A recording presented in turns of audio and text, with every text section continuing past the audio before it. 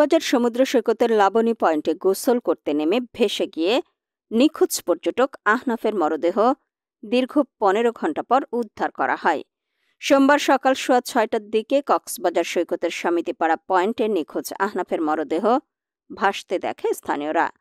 খবর পেয়ে লাইফগার্ডের কর্মীরা ঘটনাস্থলে গিয়ে আহনাফের মরদেহ উদ্ধার করে কক্সবাজার জেলা সদর হাসপাতালের মর্গে পাঠায়।